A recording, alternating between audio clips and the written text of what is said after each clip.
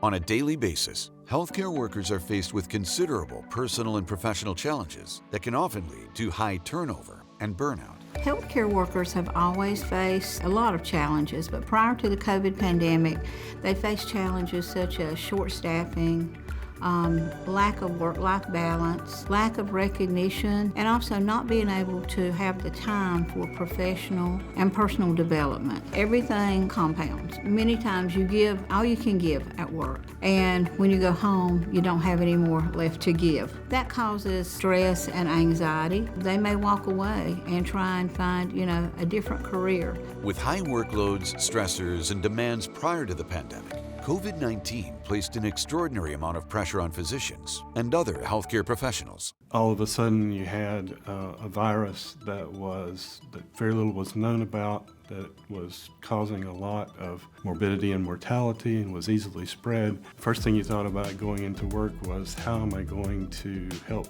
minimize the spread of the virus? How am I going to treat any patients that I see? What am I going to do to keep the patients and keep the building safe? As well, all of a sudden we had a new product line, testing vaccines, monoclonal antibody treatments, and now with boosters, it involved getting into telemedicine, and none of us were really well versed in that. It was sort of like your airplane is getting ready to take off, but you're still building it.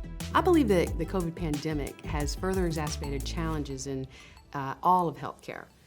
Not just one department, but all departments. We do fire drills, we do hurricane drills, tornado drills. What we didn't do was a drill for a pandemic. We had to make it up as we went along. I think that's what everybody had to do. All of a sudden, all departments developed a shortage of equipment. So we had to reuse masks. That was the first time in my career as a nurse for 29 years that I have had to do that. And so that was a little scary. In addition to your daily workload, you had COVID testing lines. You had COVID vaccine lines, trying to put two jobs now into the job that you had. I think the biggest challenge that I think I would have to say is emotional stress. You may give patients bad news and upsetting news, but this was a daily thing. During these unprecedented times, it has become increasingly more difficult for healthcare workers, with growing isolation, economic stress, and decreased access to community support. When you make them aware that they are an important part of the process, then healthcare workers become owners of the processes, of the mission, of the vision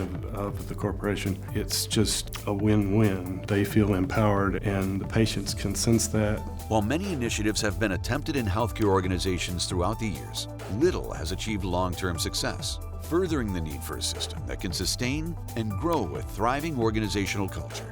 Corporate transcendence is a leadership blueprint that drives culture transformation and delivers excellence throughout every aspect of an organization. It values diversity, it thrives on equity, and delivers inclusion. It surrounds itself around people, people being the most valuable asset of any organization. Before the pandemic, we had a lot of issues and problems that we needed to address that were constantly recurring, and then post-pandemic, they seemed to escalate to a greater level. And for so many years, we have never put the focus on the healthcare worker. We needed to try something different. If you don't value yourself or feel valued, how can you value another individual? The more we put into them, the more we recharge them, the better they can deliver from leadership to the front line. The blueprint establishes a 3-3-3-1 principle, where leaders and colleagues distribute their time between focusing on organizational culture, quality, financial sustainability, and governance. 30% of our time, we need to be focusing on people, whether it's our patients, our visitors, our guests. Then 30% of our time, we need to focus on quality.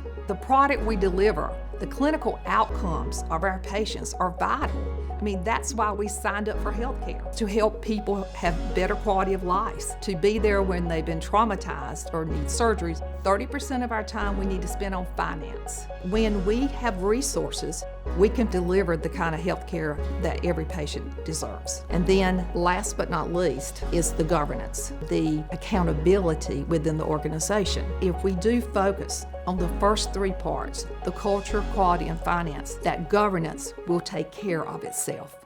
This culture blueprint helps you to put culture first. Your employees are your top priority.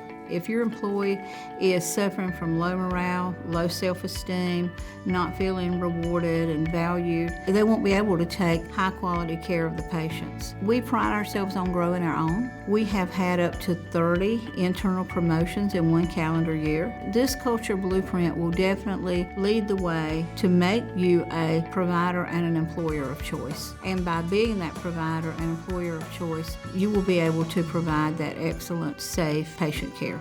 In addition to creating accountability for its stakeholders, transforming into an organization that becomes an employer and provider of choice can have excellent clinical care outcomes. Having a thriving organizational culture, it drives your quality outcomes. So if you have happy employees, they provide great care, and the patients want to come here to get the great care. In order to implement the developments of tomorrow, the healthcare community needs a culture system that values colleagues and instills in them a commitment for the future. We find ourselves in healthcare at a crossroads. Never before has our frontline been in the public eye more than the last few years. And now the public sees the tremendous work, stress, and issues that many times are inherent within our system. We're forced to put our work environment, our culture, first and priority. And we have to be innovative to do that. It has to be more than a pizza party. We have to learn how to grow and develop. We have to have that system in place, that we are always ensured that our excellence tomorrow is always greater than our excellence today.